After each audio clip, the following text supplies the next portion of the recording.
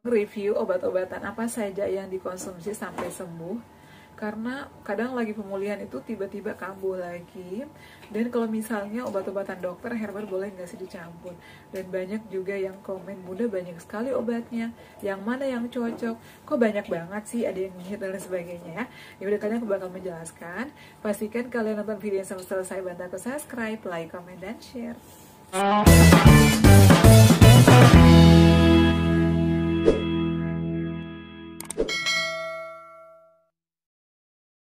Assalamualaikum, hai semuanya, selamat datang di channel aku, Deva dan Bunda. Gimana kabarnya teman-teman? Semoga sehat selalu ya. Nah teman-teman, di video kali ini aku lebih santai ya ngobrolnya, karena biasanya banyak yang komen, Bunda jangan cepat-cepat dong ngomongnya ya, nanti kan juga capek. Nah, jadi di video kali ini aku bakal sharing sesuai pengalaman aku lagi ya. Banyak yang nanya, tadi juga ada yang komen, Bunda tolong dong review obat-obatannya pada saat berjuang sampai dengan pemulihan. Nah teman-teman, jadi aku itu pejuang gastritis ya, kurang lebih 3 tahun, dispepsia organik. Dispepsia organik karena setelah dilakukan endoskopi adanya radang di dinding lambung aku. Jadi biasanya banyak yang ngomong, Bunda aku tuh dispepsia. Ya dispepsianya itu kan ada dua, ada dispepsia organik sama fungsional. Jadi kita harus memastikan ya, yang mengetahui hal tersebut adalah hanya dokter. Nah sebelum lanjut ya, aku minta jangan lupa subscribe ya channel aku, dukung terus channel ini agar bermanfaat untuk orang banyak. Dan yang baru datang, baru bergabung, selamat datang di channel YouTube aku ya. Karena banyak yang nanya, Bunda saat ini udah gimana, apakah Bunda udah bebas makan apa aja? Udah bebas makan apa aja, cuman aku nggak boleh kecapean ya. Jadi perjuangan sama itu nggak boleh capek teman-teman. Kalau misalnya capek pasti ada aja yang dirasa ya, kayak lemas. Dan juga kita tuh nggak boleh telat makan, nggak boleh kurang minum. Aku tuh saat ini selalu di kantor wajib 2 liter ya minum per hari. Jadi ada botol aku ukuran 500 apa 600 ml, itu aku harus minum kadang 5 botol.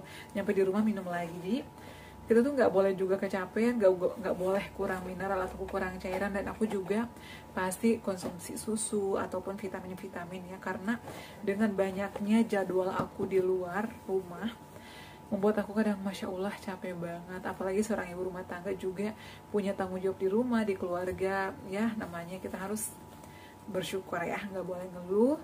Semua itu sudah takdir masing-masing. Jadi jangan membeda-bedakan diri kamu dengan si A, si B, si C ya. Bunda kok bisa sembuh sih? Pantasan Bunda sembuh, orang Bunda orang kaya bisa beli obat apa aja. Nggak gitu teman-teman ya. Jadi aku itu beli obat sesuai dengan kemampuan aku juga ya, karena aku seorang pejuang keluarga ya. Kalian tahu sendiri, suamiku stroke udah lama, aku menjadi tulang punggung. Jadi seadanya aja kalau ada ya aku beli ya, namanya kita pengen sembuh ya. Dan banyak sekali yang selalu kayak nyinyir gitu, komen-komen negatif ke aku, Bunda gimana sih sharingnya banyak banget, obatnya yang mana sih, ada inilah, ada itulah. Aku tuh sering banget dikomplain ya, baik itu di YouTube atau juga di sosmed aku yang lainnya ya. Namanya kita pengen sembuh ya, pasti kalian juga ngalamin dong. Nah kalau misalnya nih ada teman aku yang udah sembuh, Bunda aku itu sembuhnya karena konsumsi ini loh, coba deh aku beli kalau ada uangnya. Bunda aku sembuhnya karena konsumsi madu zetsmat, nah aku beli dong. Jadi obat-obatan aku itu dibantu sama herbal, sama obat tradisional, dibantu juga sama obat dokter. Jadi emang banyak. Jadi kalau misalnya cocok, nyaman di lambung aku, menurut aku enak, yang saya rasakan enak, ada perubahan, aku share ke kalian. Kalau misalnya udah aku coba tapi nggak cocok atau menimbulkan sensasi, itu nggak bakalan aku share. Jadi sesuai pure berdasarkan pengalaman aku. Nah jadi sebelum endoskopi itu aku udah bolak-balik teman-teman ke dokter ya, ke dokter klinik, ke dokter praktek, ke puskes. Aku udah bolak-balik dengan menggunakan BPJS dan juga bayar umum. Tahu sendiri ya, kalau kita bayar umum kan lumayan, apalagi kalau misalnya setiap minggu harus kontrol. Dari situ aku mulai mikir, aduh kayaknya udah beberapa kali nih tapi kambuh lagi. Makanya dari situ aku memutuskan untuk endoskopi ya. Dan pada saat aku berobat itu nggak sedikit obat yang aku konsumsi, obat herbal tradisional. Obat herbal aku pada saat itu selain dibantu kunyit yang alami yang aku buat sendiri, ada 3 cara pernah aku bahas di videonya: digeprek, diiris tipis-tipis, dan diperas. Yang cocok itu aku adalah direbus ya, digeprek, diiris tipis-tipis. Kalau aku konsumsi kunyit dalam keadaan mentah nggak cocok, pasti menimbulkan sensasi. Ternyata memang aku ada gastritis. Yang kedua adalah aku dibantu sama madu Zsmax. Madu Zsmax ini pertama kali memang aku beli sendiri, aku dapat nomornya dari Google. Kenapa? Karena aku tuh sensasinya setiap sore muncul. Pagi siang aku itu masih baik-baik aja beraktivitas, dan sore hari itu kayak sensasinya muncul, perut aku bunyi, kerucuk-kerucuk, ngap, sesak, perut aku kayak nggak enak, cemas, keringat dingin, kadang demam, banyak sekali sensasi yang aku alami. Aku beli ini alhamdulillah ya, sekitar 3-5 hari ada perubahan. Tapi pada saat awal mula aku konsumsi ini tuh lambung aku tuh kayak panas gitu loh teman-teman. Aku sampai ngechat adminnya, "Kak, kenapa ya aku konsumsi ini kok kayak panas gitu loh?" Katanya itu sensasinya, itu berarti ada reaksi obatnya, kata kakaknya. Jadi kata yang jualan itu nggak apa-apa kak, itu adalah reaksi obatnya. Dan setelah beberapa hari aku coba terus menerus, ternyata memang cocok, enakannya. Yang tadinya dikit-dikit perih kayak nyut-nyutan lambung aku, yang tadinya suka begas sendawa, berkurang, hilang. Nah, tapi kalau misalnya aku kan waktu itu kerjanya menangani juga layanan darurat COVID, jadi aku tuh nggak bisa on time terus makannya, karena gantian sama teman yang lain. Pada saat itu DKI itu lagi tinggi-tingginya kasus COVID. Nah, jadi kalau misalnya aku harus makan jam 12, berarti harus stay jam 12, nggak boleh lebih. Dan biasanya aku tuh harusnya makan jam 12, biasanya makan jam 1, jam 2. Itu yang membuat aku kambuh lagi, muncul lagi sensasinya. Udah 4 botol aku beli ini, aduh masih aja kambuh-kambuh. Emang enakan habis konsumsi itu, enakan di lambung. Tapi kalau misalnya melanggar sedikit, stres, begadang, ataupun salah makan sedikit, kambuh lagi. Masya Allah, ini ada apa gitu loh. Dan pada saat itu aku langsung minta rujukan ke dokter puskesmas, minta di endoskopi. Aku minta ke dokter spesialis penyakit dalam, dirujuk pada saat itu di USG. Setelah USG langsung dirujuk endoskopi karena semuanya hasilnya baik ya. Endoskopi USG-nya itu semuanya baik-baik aja. Dan selain di endoskopi memang hasilnya itu ada radang. Pada saat setelah aku endoskopi itu karena ada radang, banyak gasnya kata dokter. Jadi kalau asam lambung aku naik, produksi asamnya itu banyak menjadi gas ya. Jadi gasnya itu banyak, setelah itu menjadi gas, dan itu ngap, sesak, itu muncul. Jadi dokter aku menyarankan kamu konsumsi obat. Obatnya itu adalah namanya Fometa Nexium. Itu aku tebus sendiri ya. Aku tebus sendiri di luar, harganya lumayan ya, sekitar 400-an. Tapi aku pikir ya nggak apa-apa lah ya, yang penting aku sembuh. Aku disaranin konsumsi itu 2 minggu, tapi aku konsumsinya hanya sekitar 10 harian.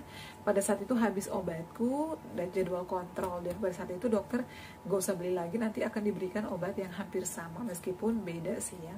Jadi aku nggak beli lagi tuh Nexium sama Fometa. Aku lanjutin sama obat dokter. Obat dokternya itu adalah Lansoprazol, kemudian Rebamipid, Sukralfat, Dompridon. Jadi aku konsumsi itu sebelum makan ya. Ada yang 1 jam, ada yang 30 menit. Untuk Rebamipid aku konsumsinya 1 jam setelah makan. Kayak gitu ya. Nah kemudian pada saat aku konsumsi obat dokter, hal apa yang aku lakukan? Apakah aku masih konsumsi ini? Masih, cuman jarang, kadang sekali sehari, kadang 2 hari sekali. Ini aku konsumsinya kasih jeda ya 2 jam. Kalau obat dokternya aku konsumsinya pagi jam 7 atau sebelum jam 7, karena kan konsumsi obat dokternya ada yang sebelum makan. Berarti aku konsumsinya biasanya jam 10 ya. Karena menurut aku ini juga bisa menambah daya tahan tubuh kita yang tadinya sering lemas. Karena ini kandungannya bagus, ada kunyitnya, ada jahenya. Jadi menurut aku ada kayu manisnya, ini bagus. Tapi tentunya kita dalam masa pengobatan harus menerapkan 3P-nya ya, pola makan, pola pikir, pola hidup sehat.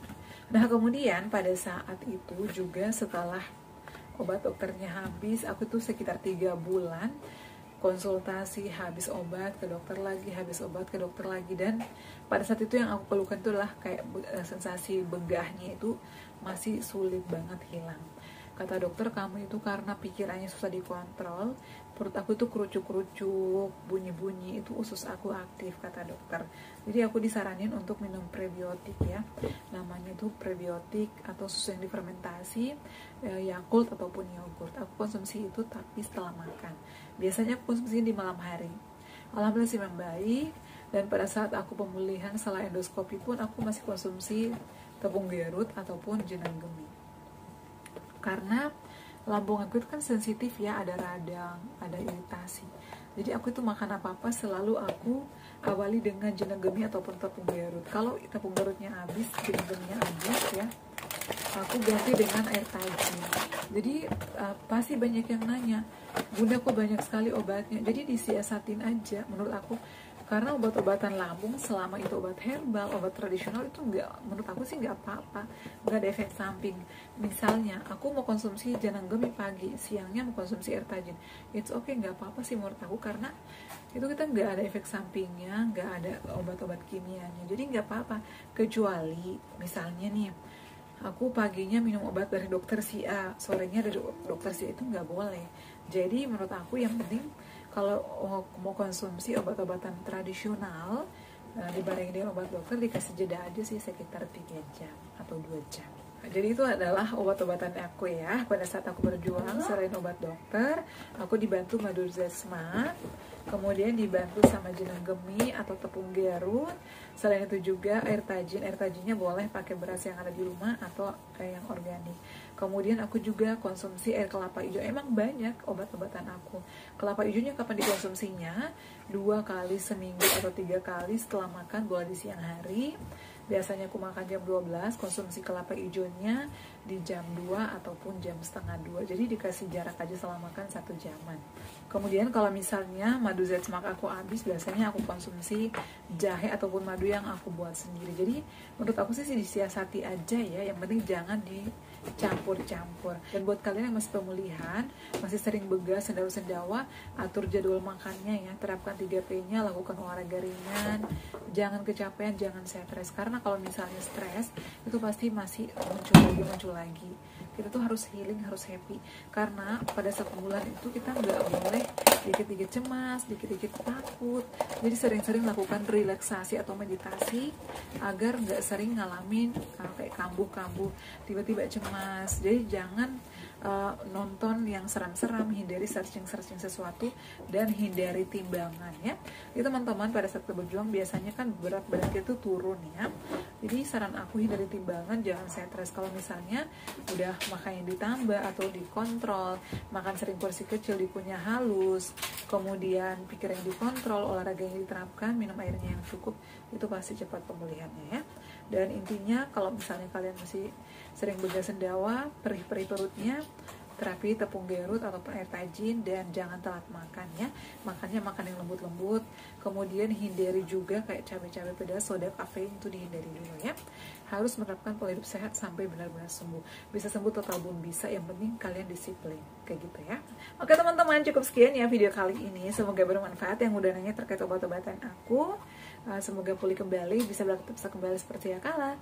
Jangan lupa untuk terus dukung channel aku Adifa dan Bunda dengan cara like, comment, share, dan subscribe. Assalamualaikum warahmatullahi wabarakatuh. Sampai ketemu lagi di video-video aku selanjutnya. Bye.